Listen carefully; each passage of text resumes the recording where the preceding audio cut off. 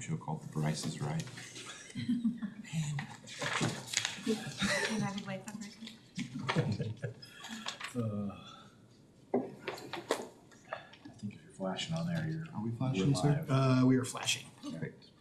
Good afternoon, everyone, and welcome to the City Council Finance Committee for the City of Norman, Thursday, October 16th, starting just after 4 p.m. Thank you to everyone in attendance and everyone who may be watching online. We'll go ahead and get into our agenda items. Number one is a discussion regarding trust structures, including the creation of a parking authority trust. So it's been a couple of years at least since we talked about this, I think, and maybe even this committee, maybe another committee, might have been yours. But I wanted to talk a little bit about public trust generally, since we have some new faces, and then talk more specifically about the parking trust. So why do we create public trusts? They exist as legal entities separate and apart from the city.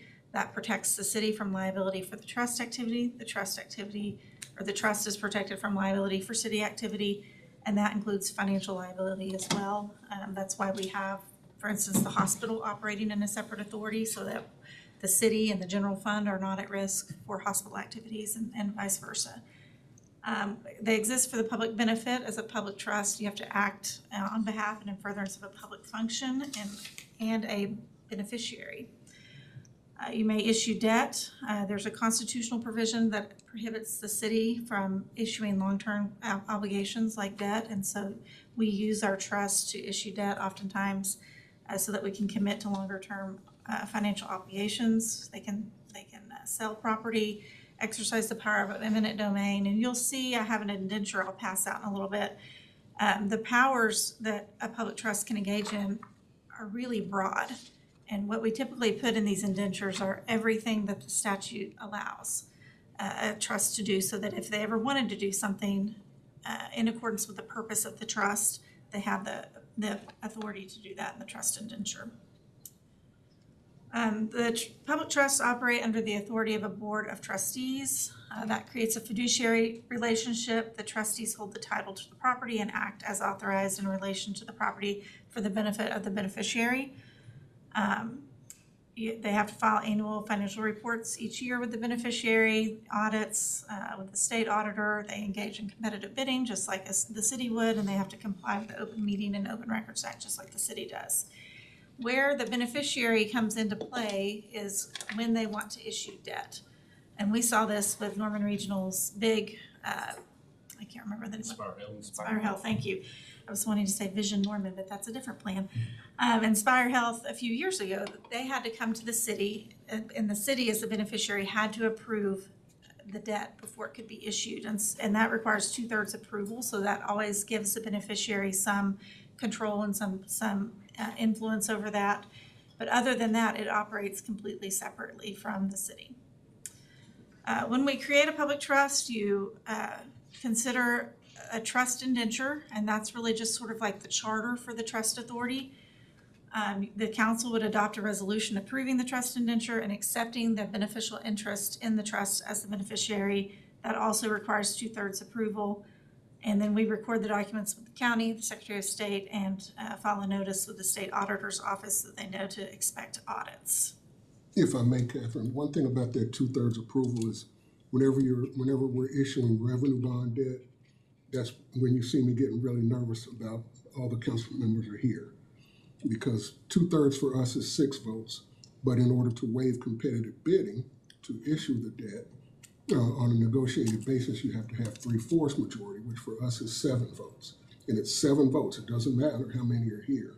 So that's why, if there's something on the agenda about issuing revenue bonds, I'm going, is everybody here?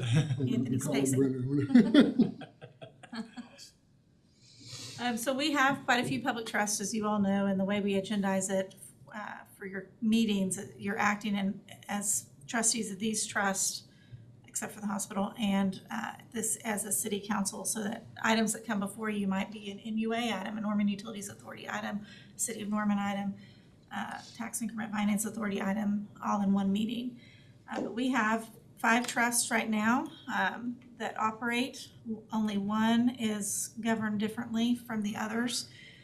The Norman Municipal Authority, we really use to issue debt, revenue bonds. It's used for sanitation and golf course operations.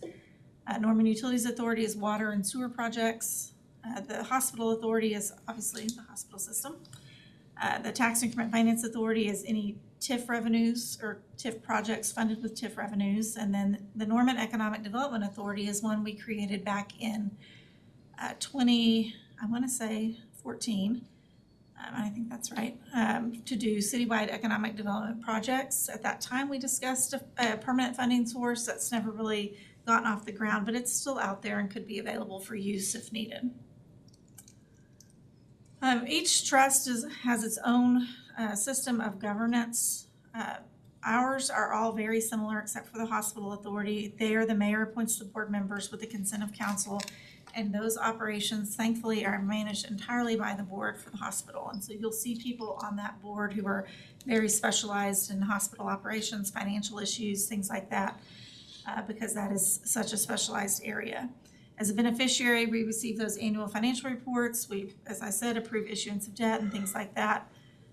With our other trusts, you all serve as the trustees, and the city manager is the general manager, the city attorney is general counsel, a city clerk is your board secretary, so we kind of duplicate everyone's roles with most of our trusts.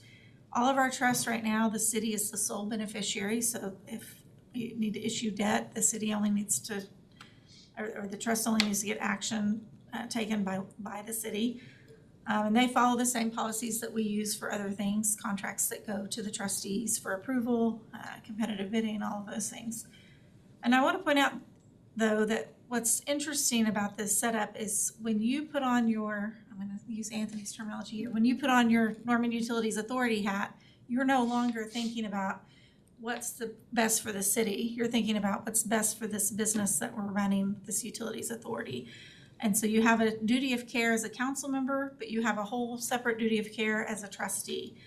And so that's really important when you are acting as a trustee for these trusts. They all have different revenue sources. For NMA, the Municipal Authority, we use revenues from the golf course and sanitation operations, revenue bond debt issuances that are backed by dedicated revenue sources. We've used this for public safety sales tax debt and Norman Forward related debt. Room tax. And room tax, yeah. NUA is the water and sewer ratepayers, hospital revenues for the Hospital Authority, incremental tax revenues for the TIF Authority, and then, as I said before, for the Economic Development Authority, we don't really have an identified funding source, but it's still there if we need to do something long-term. So we started talking about a parking trust a long time ago, even before 2014. I mean, we did our first parking study, I think, in 2003. But in 2014, the Economic Development Advisory Board was created and appointed by council, and they gave them a task list to start with, one of those being come up with some financing mechanisms for some campus corner and downtown parking solutions. So we took that 2003 parking study, and that was updated and sort of redone by Jacobs Engineering in 2015, 2016, with EDAB involved in review throughout, and then the county participating. Then the county hired Kimley Horn to do another parking study in 2017, and the city participated in that, and we accepted that parking study at the end of 2018. EDAB, the Economic Development Advisory Board, as a result of all those efforts, looked at creating a multi-jurisdictional parking authority that would be co-managed by county and city appointees to implement the plan and better manage parking. At that time, the county was really interested in doing its own parking garage, and so there was this idea that if we put all of these parking structures and resources into one pot, we might be a little more effective at how we can manage it. And EDAB supported that unanimously, but it never really got off the ground. And I don't think that parking garage is the same priority for the current commissioners as it was back in 2015. They've had almost complete turnover. So it's never really gotten off the ground. We talked about it again probably 2 years ago, I think, in terms of a parking and potentially transit authority. When we took on transit and had an adopted sales tax pass for those operations, we talked a little bit about it then. So things to consider if we're talking about a possible parking trust. We want to think about what our purpose is. Are we going to just plan, develop, and administer parking facilities? Are we going to manage parking lots on street, off street, metered parking, things like that? Obviously, we're going to fund actions related to public parking throughout Norman. I would recommend, and I'll go ahead and pass these around. This is the Parking Authority Trust. Thank you. One arm, so I appreciate your help. So make it broad so that you have some flexibility for different projects that may come up, because you really want to think long-term when you create a trust of what could be possible. Then you have to think about, we need to decide whether we want to include transit or not. This is the draft I have that doesn't include transit. We also have a draft that does. Governance, would that be council as trustees or something different? And then what revenues and expenses would be included within the trust? Oklahoma City has a similar trust called the Central Oklahoma Transportation and Parking Authority. That was real foreign to us back in 2014. Now we all know it well because of Embark and our relationship with them. This is the trust that operates Embark and their parking system within Oklahoma City. You can see their purpose there, and it says Central Oklahoma, and the indenture is written to allow for a regional approach, but they've historically limited their operations to Oklahoma City boundaries only unless they're contracting for a service, and that's the situation we have with Embark.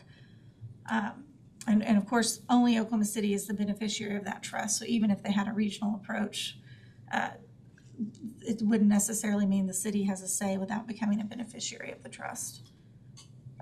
Matt? Just real quick, so revenues that we pay into Embark, do they go to COPTA?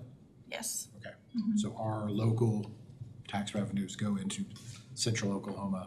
Yeah. Okay. Yeah. Thank you. In that, we did have a conversation with COTPA regarding the development of parking structures in Norman recently, and they recognize their system is designed to do exactly that. They've got multiple parking structures in operation and revenue flowing through it. And they said with the passage of the Oklahoma City Thunder new facility sales tax, that all of their bonding capacity is consumed in building what will probably be their biggest parking structure yet. So they were willing, they just didn't have capacity. And now we're staring at demands coming in for vertical parking, and we could wait. At council's retreat, there was interest in moving some trusts forward.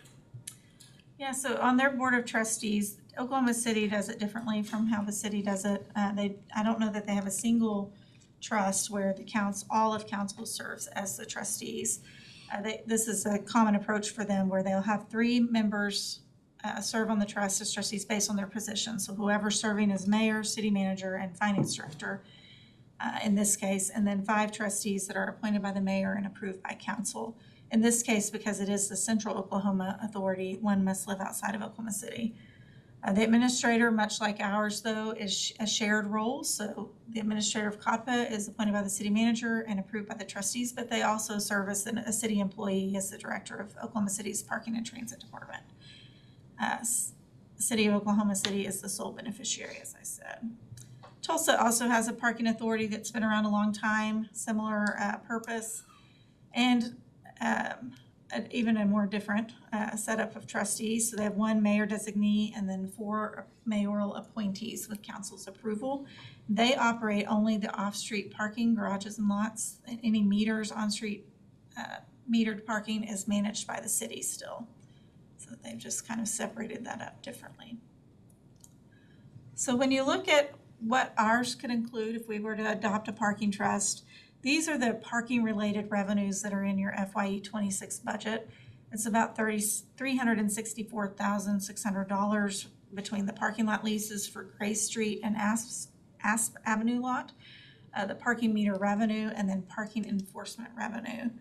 I will say that I think in this year's budget, it's the first time that we've started combining into one fund the parking and the transit operations. On the budgeting side, that does not include enforcement revenue or expenses. So that, I wanted to give you that number, but make that note that currently that's not being allocated in the same way. So parking tickets. Right. If we included transit in the trust, all of those public safety sales tax revenues would go into the parking trust, but it would still be accounted for separately because those are really restricted based on the sales tax that was adopted by the citizens. They can only be spent on transit operations. And then, of course, grants and whatever strings are attached to those. And that is 1/8% sales tax, which is why we are able to offer free transit service to our community. And so all of these are, although it's accounted for in a separate fund, it is still part of the general fund currently.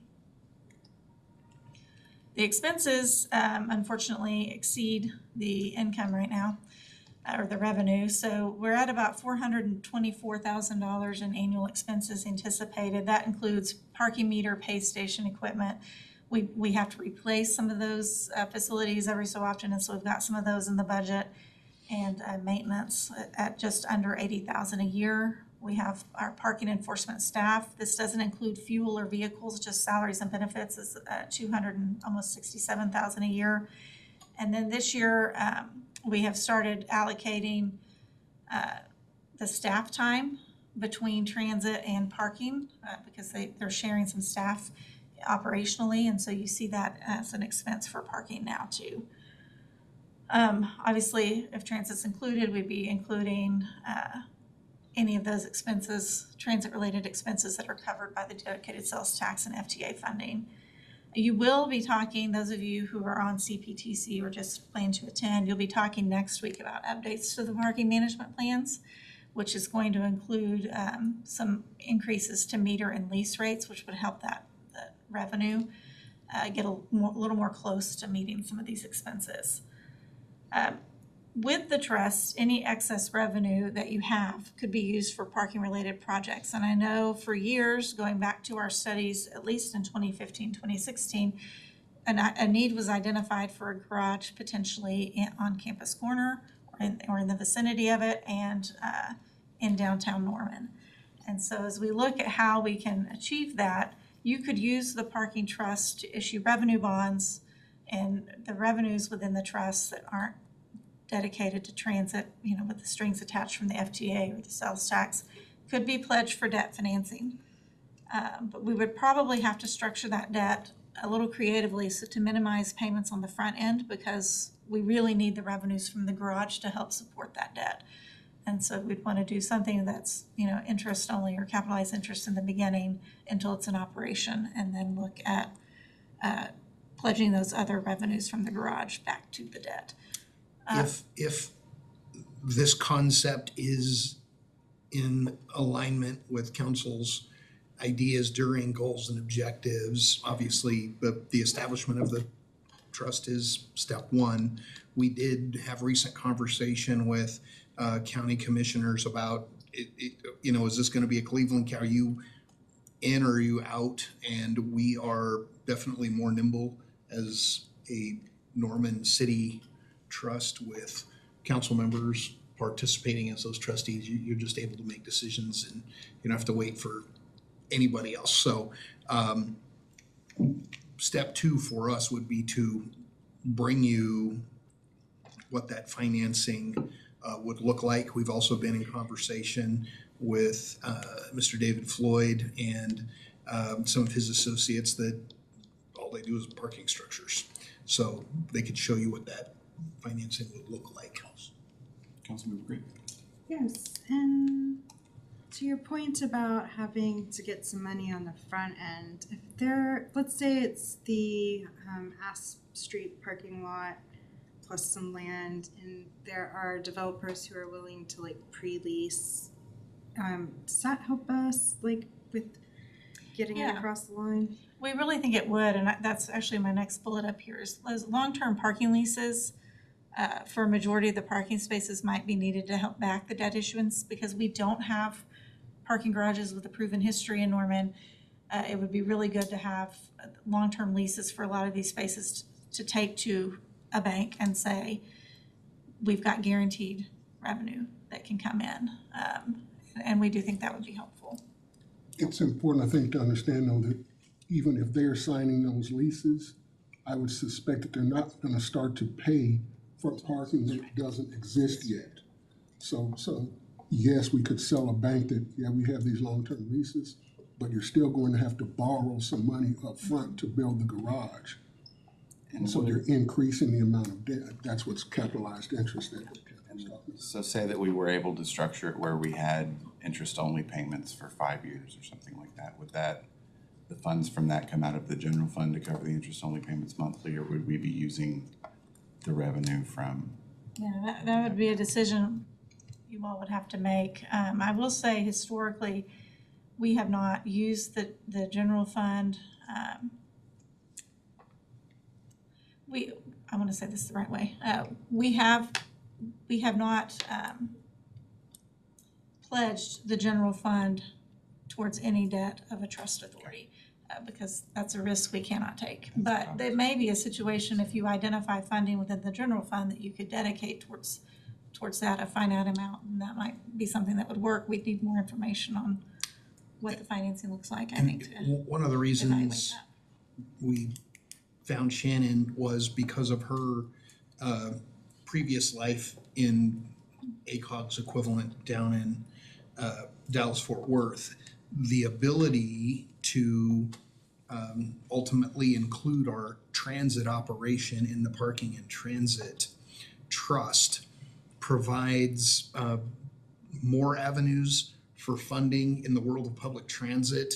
When we talk about things like transit-oriented development, the transportation side and the parking side go hand in hand to say, this is park and ride for Amtrak. And it opens up doors for grant funding and may reduce our need to borrow if we'll take grants all day long. So there will be some strategy we'll bring you in the ultimate action to adopt and formalize the trust, and we'll show you the pros and cons of what our recommendation is. But I think that's why you see it in Oklahoma City, it's transportation and parking. There's advantages to doing it that way. Definitely. Councilmember Peacock had a question. It was more just a comment. It's that last point, I think, is what made me so interested in this topic today.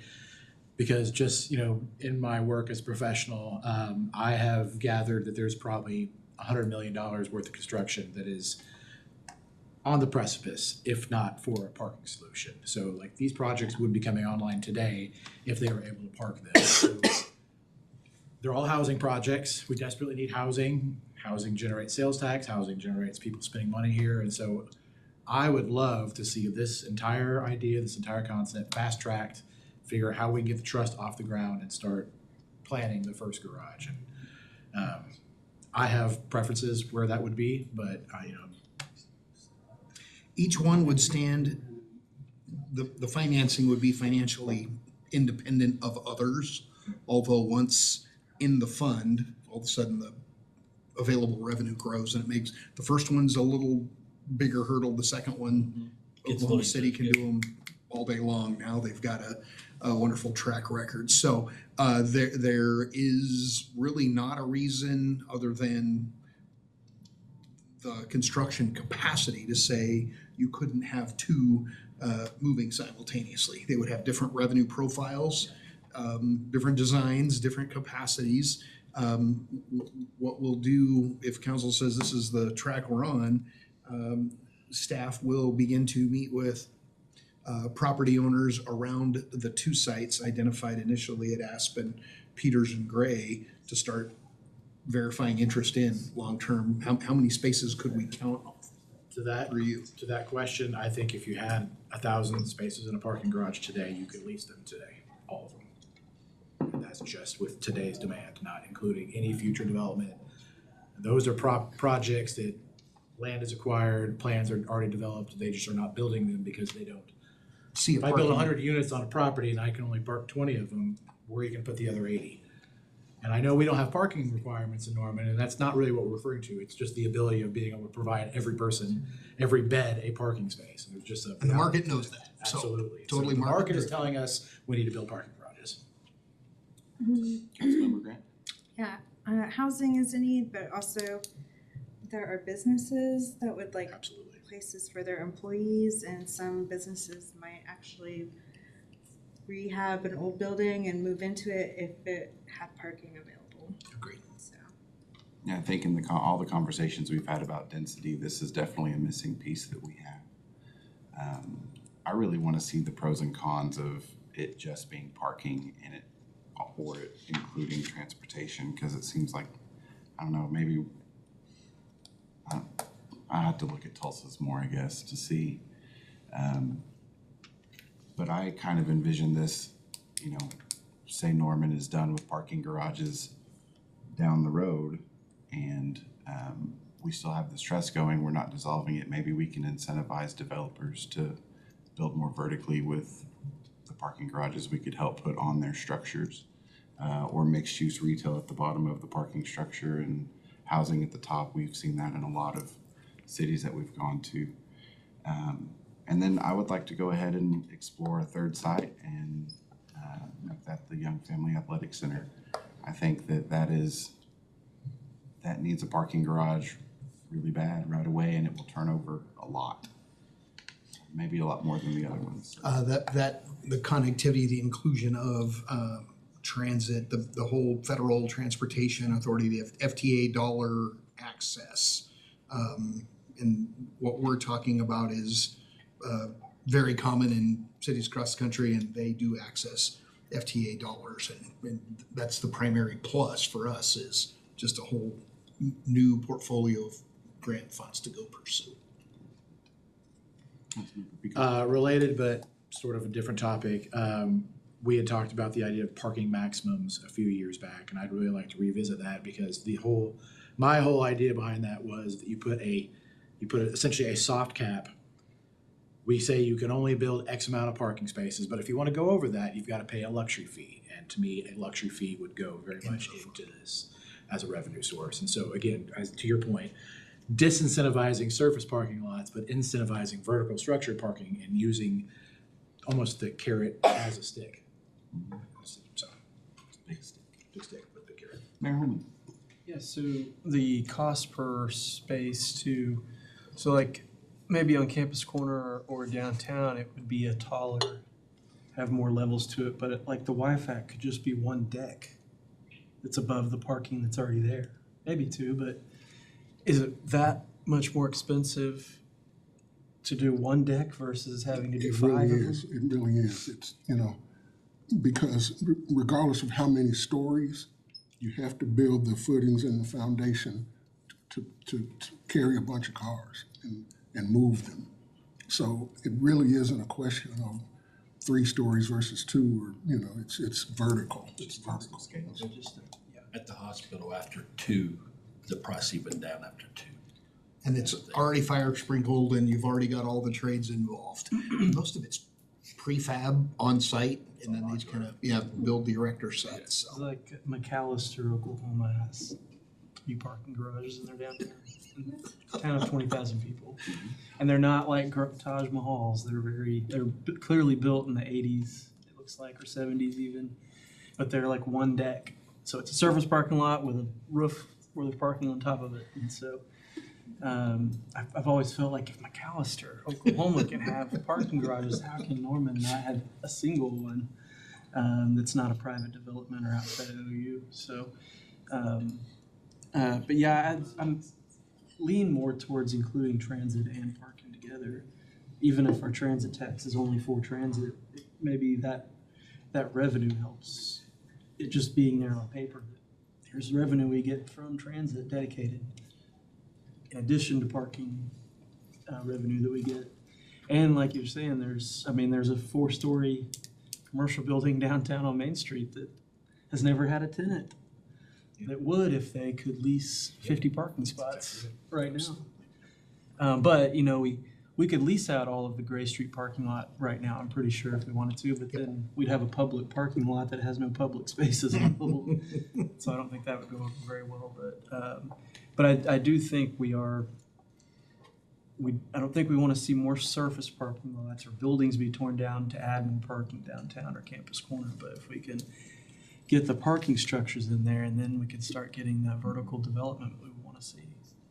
Well, Councilmember Hinkle's point, you know, when you go to most big cities, the parking garage is not just a parking garage, it's ground floor commercial, then Right. 4 floors of parking, then 4 floors of residential, so it's the whole ecosystem. You start dropping those in places, and you've got some anchors and some things that really drive development and investment.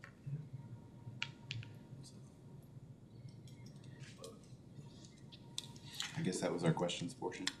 So what we'll do is we'll coordinate with Mr. Floyd and his parking structure folks to bring you those concepts as we finalize the indenture document. We'll probably do a study session followed by the adoption of the resolution enacting that trust. Study session just to see the final document, make sure it meets all of your dotted i's and crossed t's, and we'll be working simultaneously on what the structure of the financing looks like. We'll have an idea about how many spaces are in demand before we make our first call to the bond market. Councilmember The Peter. last thing I'll say on this is that we've got 2 intersecting timelines. One, the RTA and our ability to provide park and ride with the RTA. So if the RTA is online before we have a public parking garage in downtown, I think we've missed a huge opportunity. So, Are there any thoughts on governance? Would you want to do it like we do most for other trusts where council serves as trustees, or? Okay. So this has that exact structure. Really, the one that combines parking and transit is almost identical with just some additional purposes related to transit. But if you'll take a look at that and let me know if you have any questions, and we'll bring it back, as Daryl said, to a study session. Thank you. Thank you very much. Okay, no further questions. We'll move on to item 2, which is a discussion regarding a potential amendment to the guest room tax ordinance to include recreational vehicle parks. It must be Ms. Walker. Again, thank you for scheduling them both on the same meeting. So just a bit of history here, we've had our room tax since 1980. It was approved by the voters and then implemented in July of that year. Our original ballot question imposed an excise tax of 4% on rents received from the occupancy of hotel rooms, set up the whole structure for that collection of that tax, payment of that tax, exemptions and things like that. But it was all about the 4% on the occupancy of hotel rooms. And the ordinance that was adopted by council and part of this was limited the use of those receipts for encouraging, promoting, and fostering the convention and tourism development of the city. It also explicitly says uses in park development and in promotion of arts and humanities encourage, promote, and foster the convention and tourism development. So those are also purposes for the revenues of this from this tax. The original proposal in 1980 was 2% would go to the Chamber of Commerce for the promotion of convention and tourism, 1% of the tax would be for arts and humanities, and 1% for capital expenditures and administration related to parks. The council at that time adopted an initial contract with the chamber. This was before we had a Visit Norman or Norman Convention and Visitors Bureau. And so the chamber administered that tax for a number of years for the promotion of convention and tourism. Our code also requires you to contract with someone for that service. So it was never envisioned to be done in-house, that we would contract with a not-for-profit to administer those funds for that purpose. In 1989, the Norman Arts and Humanities Council, which is now the Norman Arts Council, was first contracted with for 25% of those remaining room tax revenues. And those initial contracts, we took a 3% cut off the top to cover the administration of the tax. And then the remainder of it was split between the Norman Arts Council, later with Visit Norman, who received 50% of the remaining room tax revenues. And then the remaining 25% was allocated to the Parks Department. We've only increased it twice. 2013, it went from 4% to 5%, and then in 2023, we increased it from 5% to 8%. In 2023, that really changed the allocation because the reason for the increase was to fund the Sports Commission part of Visit Norman. And so we came to council back then, once it passed and got revised contracts adopted by council, we increased the amount to cover the city's administrative costs to 4%. And so of the remaining 96%, you see some funky percentages in here, but this is just kind of how it ended up. Initially, they wanted to take percentages up the additional 3%. We had to kind of do some math to work out what that means for the remaining 96% when you kind of bring that down to the full 8% of the tax. So it's 59.375% allocated to Visit Norman. Of that, a little less than 16% is dedicated to the promotion of sports tourism and improvements to Norman sports facilities specifically. Norman Arts Council still gets 25%, and the remainder, which is 15.6%, is allocated to the Parks Department. It's levied upon the gross proceeds or gross receipts derived from all rent for every occupancy of a room or rooms in a hotel in Norman unless the rent is less than $3 a day. I don't know where we might have rent less than $3 a day at this point, but certainly wouldn't want to add anything on top of that if you need something that cheap. There are some exceptions. So Norman residents do not pay this tax. Federal, state, local, and tribal government, if it's paid for directly by the government or the tribal nation, they're exempt from this tax. And then nonprofit organizations when paid directly by the organization. And that was modified back in 2021 to include tribal governments and also to make sure it's not just, you know, hey, I work for the city, I'm here for vacation, I don't have to pay. We want it to be governmental events or nonprofit events that is necessitating the stay in order to exempt them from the tax. Hotel is defined very broadly. Building structures, trailers, other facilities where you can rent sleeping accommodations, includes hotels, tourist homes, houses, courts, motels, it goes on and on. It covers a lot of things. It does not include permanent resident facilities, which are rentals for more than 30 days. That matches with our short-term rental ordinance. It's not a short-term rental if it's more than 30 days either. Mayor Holman?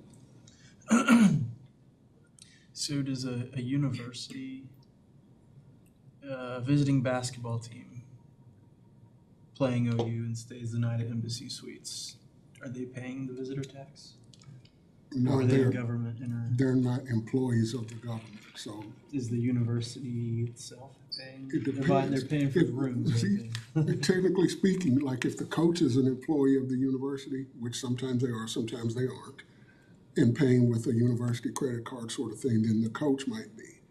But because the players are not employees, they would not be. You know, I would think the athletic department and the school, because they're separate entities, that wouldn't benefit, right? What about in the NIL area? And I will tell you that They're actually employees.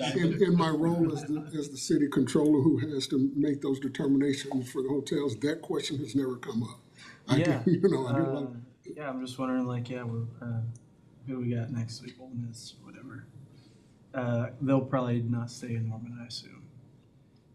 But if they were staying in Norman at the Embassy Suites, the whole Ole Miss football team, the university itself or the athletic department is the one renting the rooms out and paying the bill on them, not the players. But it's usually the athletic department, which usually is a separate entity. It's usually, and would they? Yeah. Yeah, I guess the question would the athletic department be considered a government entity or They're whatever's not. exempt? They're not. They do not receive any they don't receive any federal or state funding like the university does. So mainly, are we getting- always try to tell the hotels, when in doubt, collect the tax. Okay. And if someone wants to contest it, then they can, but, you know. Okay. Okay, so I was assuming it probably might apply more to basketball and softball or other sports besides football perhaps. But since the smaller teams are more likely to probably stay in a hotel in Norman. But yeah, I was wondering, are we collecting, the main point being, are we collecting visitor tax from all the visiting sports teams that come to Norman that are university affiliated? So when I read through the definition, you probably noticed it doesn't say anything about renting parking spaces for recreational vehicles. So those are not currently included in the tax rate or the application of the room tax. It would require an amendment to the code, section 12-502, to add a levy of 8% upon spaces occupied by any recreational vehicle overnight in the city. It would also require voter approval because it is an expansion of the tax. And this particular section was the ballot question. So we would have to go to voters to get approval for that. And I looked around and I was surprised that we only have 2 RV parks. I'm obviously not driving around an RV in Norman, I guess, looking for one, so it was surprising to me. But they're both at governmental facilities, basically. So you have the RV park Sooner Village at Lloyd Noble Center. They have 270 spaces. The university property is generally going to be exempt from taxation, but this is a tax paid by the person renting this space. And so we need to work with the university if this were to go through and make sure that that's getting collected and remitted correctly. But I looked up to see how much it would cost to rent a space there for the Ole Miss game. This is without electric connection. That's all that's left if you're interested in a space. From Friday, October 24th at noon through Sunday at noon, it's $300. So to break that down for the room tax, $24 would be the room tax per space rented. And then you can see the breakdown there for each of the groups that receive some of that tax. If every space was rented for the weekend, it would represent $6,480 in room tax revenue. Non-weekends, they rent them out for $65 a night. So same example, but for 2 nights, it's a $10.40 room tax remittance, and then you see how it would be split between the various entities there.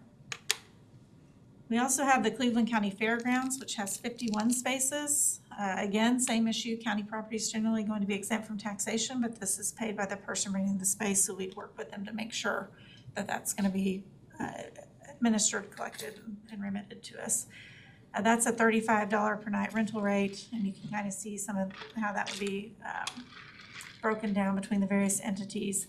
The only other one I'm aware of is the Liberty Point RV Resort and Adventure Park. I know they're undergoing some revisions to the PUD that will come to you at some point in the near future, so I don't know the timeline for that. I pulled the preliminary plat and a site development plan, and I couldn't figure out, they have RVs, cabins,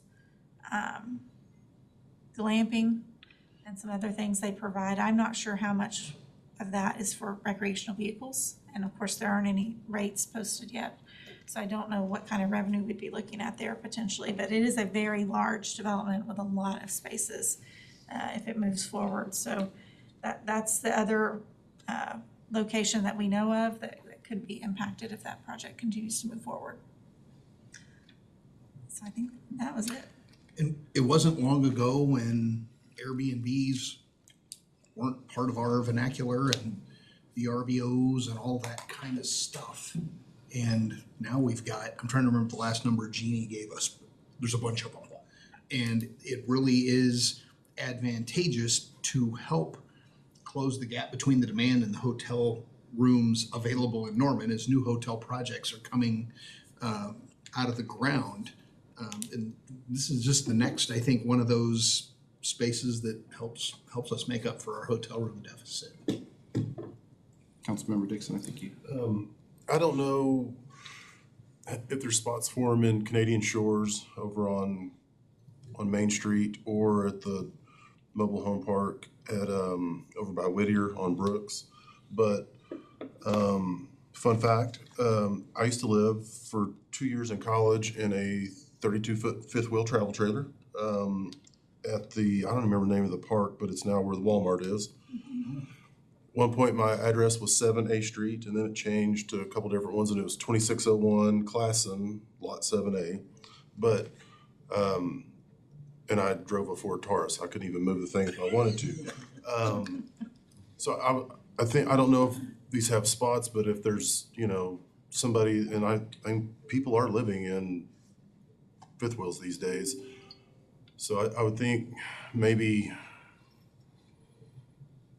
if it's gonna be, longer than 30 days, kind of like with actual hotel, tax, where an Airbnb doesn't qualify, or I'm confusing myself as I'm talking, but would we do the same rate on somebody's RV that's there greater than 30 days or 60 or 90? Or? I think if it's considered longer, if it's longer than 30 days, it's considered to be a long-term rental and not a hotel, subject to, Okay. not a hotel, or in this case, recreational vehicle, subject to the tax. That begs a question that was in my mind about, okay, so there's a distinction between RVs and mobile homes here, right? Because there's a lot of mobile home parks in Norman. That's not what this addresses, correct? Right, this is just RVs. I wanted to, and if you guys have some ideas, please tell me. I started thinking about all these camper vans and Sprinter vans that people convert and does recreational vehicle really cover all of those. So we probably want to add a definition of recreational vehicle to the code just to make it clear what would it apply to. But we want to capture all of those that are being used for travel. I played around with some language, for sleeping vehicles that have sleeping accommodations in them. And then as I'm Googling, well, a lot of cars advertise their sleeping accommodations that are not recreational vehicles or not camper vans or things like that. So Like Scott's for tours. exactly. Don't we use the term transient lodging, I think, in some sections of the code? Yeah, and it's- Call it transient TOT. guest room tax. Yeah, and in that definition of hotel, it explicitly says it does not include permanent resident facilities over 30 days. So we would want to include that in the recreational vehicle definition too. Councilmember Grant? Heard from Norman Arts Council community and others that they would support that. And one person I'm thinking of specifically with the round table was like, you need to get this on the ballot now. So yeah, I'm favorable to, and I also like the idea of sussing out what a recreational vehicle is. And also to say that Norman residents are exempt from this. So if you're long-term living in something that could be considered a recreational vehicle, this still doesn't apply to you. And even when we were discussing rates in the 2023 election, Oklahoma City, they said, we're gonna watch you, we're gonna see how you guys do.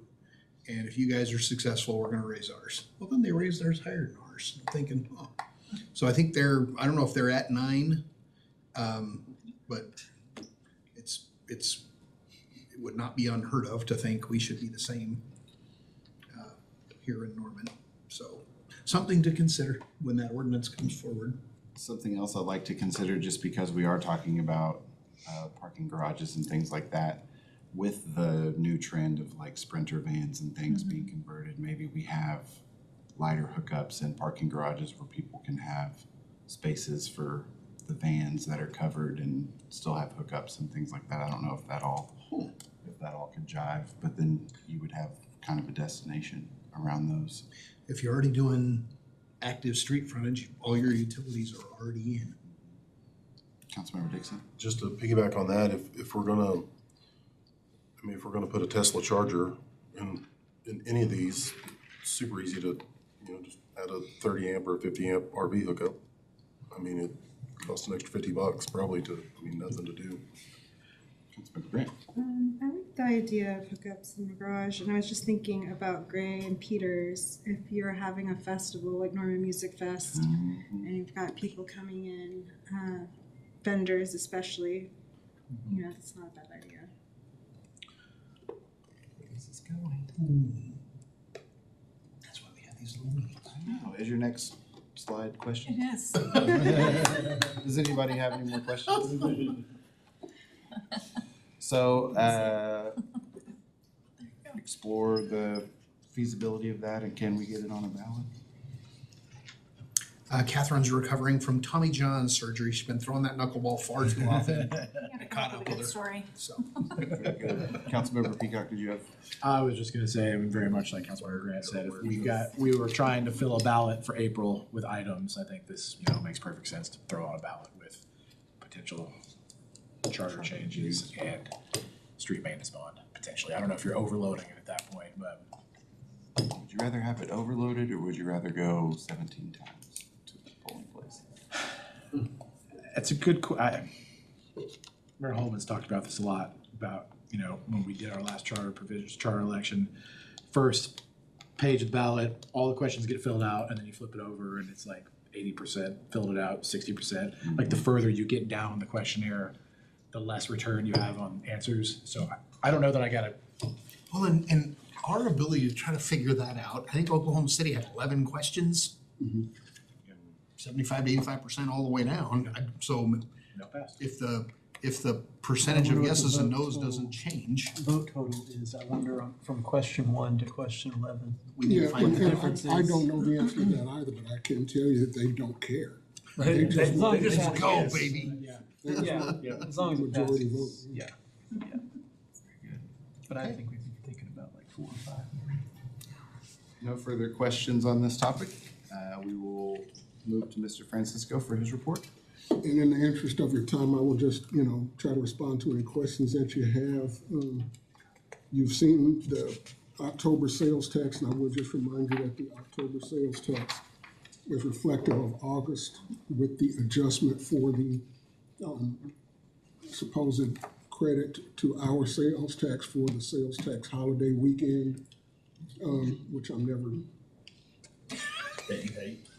Yeah, well, first that I hate, but second, I'm uncertain about how they do that credit. It might actually work to our benefit. I just don't know, and I've never been very comfortable with that. So, but we're still flat, amazingly flat, 0.01%.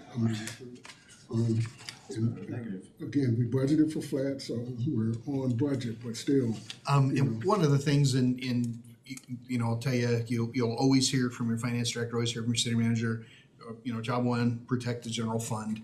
And in these times of insanely flat sales tax revenue, and it's not just Norman, we're talking all of our metro partners, and when the sales tax report shows up, there's a tab for every city across the bottom, so you get to see everybody else, year to year and, month over same month prior year and all that stuff. So, all the city managers in the metro, we sat around and scratched our heads and thought, where's it going? Activity appears to be at all-time highs. Our restaurants are busy. We know our, national pastime is baseball and going out to eat, darn it. The mall's busy. UNP is busy. The university population continues to grow, and we kind of concluded, there's only 3 individuals for the entire state of Oklahoma that go around and make sure everybody's paying their taxes on time. So is there not really an incentive to be that speedy with your reporting and your filing? Statistically speaking, however many points of sale there may be in the state of Oklahoma, you got 3 people watching to make sure your returns are coming in and the checks are attached and all that kind of stuff. So with all the experience Mr. Francisco has tracking this thing in the state of Oklahoma specifically, it's so different all the time. I don't know if 30 years experience really even gives you an edge at this point, just the way Well, I the know they world used to have a works. lot more auditors. The tax commission used to have a lot more auditors than they do now. That was a budget cut, several budget cuts. Which reduced revenue to the state of Oklahoma. That's a position you shouldn't be in. It makes money. They're still doing quite a few audits every month though, specifically, in all cities, but in Norman, I see like 10 audits a month. We'd love to see AI maybe play a role for the state in that. Mr. Francisco, and Kim, they put together a report. We're pulling data on a per pay period basis, in order to ensure that we stay well within budget. We've slow played filling vacancies and take into account a vacation buyout for a retiree, that kind of thing. And I think as per last payday, and Kim, she can hit me in the back of that if this is right, we were about 38% of the payroll budget year completed, and we were like 30.8% of the budget spent. And that's because those vacancies aren't getting filled immediately. So that's kind of our control rod. Council adopts a budget, the ability to slow down the hiring, and it slows down the expenditure, and it's 80+% of what makes up the budget is bodies. So we're watching that, not just monthly, but every pay period, running that report, and everybody's plowing in to see how we're doing. And usually we let our department directors, when the water hits their lower lip and they're just about ready to go under, then we might squeeze through a recruitment, but we make them sweat it out pretty good before they get one through. Mayor Holman. The unrestricted sales tax graph is the one that I really want to encourage residents and all of us to pay attention to when thinking about the context of our budget situation. So August is the fourth best month we've ever had on record, and is the best month we've had so far, FYE 2026. It is down compared to the highest. Last October was the highest October we've have on record, because anything prior to 2019 isn't to the levels that we're bringing in now, at least as far as I know. Correct. And so we're comparing it, like we say that we have negative 1.08%, but that's compared to the highest month we've ever had, or highest October we've ever had, which was last October. Because Or last August, I guess. yeah, when you look at that graph and you go back far enough, we had a relatively steady, slow growth rate, and then this $7.5–8 million jump to a new plateau. Yeah. And I mean, we were counting how many people bought Pelotons instead of went on vacation during COVID, and then CARES Act money and ARPA and those kinds of things, which are now pretty well dried up in the economy, and that may be keeping downward pressure on what that growth looks like. Well, in this October chart too, the bar graphs going back to FYE 2022 are just almost a straight line all the way across. Last October being the higher, but in all the other months, there's a little bit of more variation, but this October one shows almost a straight line across the top for whatever reason. But and then, like I've said before, last January, when you look at it on this chart, reflecting November, I guess, the best month we've ever had on record in sales tax revenue. And that was bumping up to almost $8 million collected in 1 month, compared to FYE 2019 through 21, you're looking at right at $6 million. So we're bringing in almost $2 million more per month in revenue compared to where we were at 5 years ago. So the rate's not declining, it's just relative to The rate the is, record. the rate is declining. The rate really increased in fiscal year 21. Right.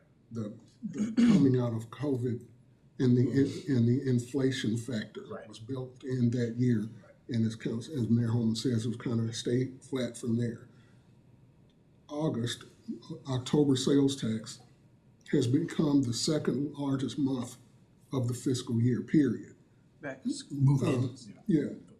February is not nearly what it used to be, tracking December. November is tracking now as the second biggest month. So when you're comparing 1 month to the same month in the prior fiscal year, the trends start to play themselves out. Okay. But the trends of that, COVID, Well, that's what I was just about to say. of what we, what is really, and I have this bad habit of drawing graphs with my hands. But I hope that I can demonstrate what I'm talking about. No, absolutely. because I think what I was really trying to say is that it's still relative to historic growth. I mean, it's still higher than we produced in 2019, 2018, 2017, years going back. So to say that Norman's in decline, I think is a misnomer. To say that Norman is in revenue decline is a bit of a misnomer. Norman is flat. Yes. But, From record highs. but Record highs. again, we really should start to show some graphs like that for expenditures because again, Well, that was about to follow that up with. Yep. Prices have gone up, buying power has stayed the same. Future Yeah. reports. Like can- prices of goods should come down. And eventually. when we That would be look, helpful.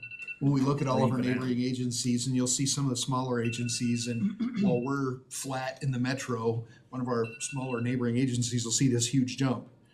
And you can call them and ask them what happened. Oh, we opened a Chick-fil-A. I mean, and they'll tell you exactly the store, One and it business changes the entire revenue picture for one of those communities. So there is, in the smaller agencies, it's easier to identify those change activities. I'm kind of thinking about, man, with a federal shutdown, what might happen in Midwest City with so many Tinker residents there, and that they're going to start tightening up the belts in anticipation of not getting a paycheck for a while, and that's just kind of it weighs on you mentally when you're preparing to go out and spend. Councilmember Peacock. To the point of all these metro cities are kind of in the same boat, everybody's seeing the same numbers. What's different about those cities and us is they can raise utility rates. So I think that's just something else to keep in mind as we look at flat. We have no other mechanism to raise like other cities do. So we are operating at a disadvantage because of that. Just put a Chick-fil-A in every parking garage. Councilman Grant. Yeah, so this is sales tax. So when we're building like housing, we're generating sales tax off of that? Yes, to the extent that whoever is building it, the structures, having the lumber delivered here, having the shingles delivered here, yes, we get And any online purchases they make after it's constructed. Yeah, Use taxes. depending on where performing they're better. delivered. To me, it's always been a bit of mystery what change activities actually impact us, because I know some of the things I think probably, like downtown, having an art walk, or it's like a drop in the bucket compared to the rest of the city. So I'm just kind Yes, of curious. like when the new Super Target opens down south, it'll be interesting to see. I mean, it's just anecdotal, but how much business will go from the existing Super Target to that one versus how much business will come from Noble, Or other south areas. to that. And we recognize that Target does all kinds of data analytics to determine we need a second store, we're overshopped. If they were only going to consume their existing store, they wouldn't shell out $14 million and build another one. I think they're gonna double it. So they recognize the demand is there and continues to grow. So it's really hard for us to second guess, corporate investment. They don't miss very often. Well, I think it's the same kind of activity you see with North Park, is there's nothing really like that in between here and Ardmore, Denton. So what's the furthest south Target from the I metro? don't think Target, I don't think Ardmore has one. Oh, I thought you meant like what's the furthest south Target, There's a- like people No, I mean, going there after. may be people There's in a Ada that Walmart are, in per se, Lawton has it. but I don't know if it's a Super Bowl. there may not be anybody from Ada that's ever gone to Target because it's too far away, and we may. Get them a little closer. So when we see jumps, could we kind of guess where it's coming from, whether it's a new store opening? When we see or- jumps in revenue, Yes. we have the ability to track revenue by permit, by individual store. But how do we determine what caused this jump is a separate question. And as Daryl says, it's much harder to move the Titanic of Norman than the paddle boat of Slaughterville. They put in a Chick-fil-A, and there's a bump. We put in a Chick-fil-A, we put in a Chick-fil-A. I mean, it's Got several. Mayor Holman. Also, the city-to-city comparison too. Again, all these numbers are compared to whatever their numbers were last year. I don't know what those are, but every city except for Tulsa has a negative in front of their number. And like Edmond, negative 5.4%, Moore, negative 3.5%, Oklahoma City, negative 1.87%, us, negative 1.8%. So Tulsa was just a plus 1.02%. So, and then state hasn't reported since the August, and that they were down negative 9.78%, negative 9% overall year Is over the year. Norman City Council the reason for all of those Yeah. cities being? I'm Oh, sure but is that it's- their grocery sales tax reduction? If only we had taken the Warren Theater, all these cities would have higher sales tax. Are there any other questions for Mr. Francisco or his staff? This meeting is adjourned. Thank you. Good, thank you, yeah. And just a note with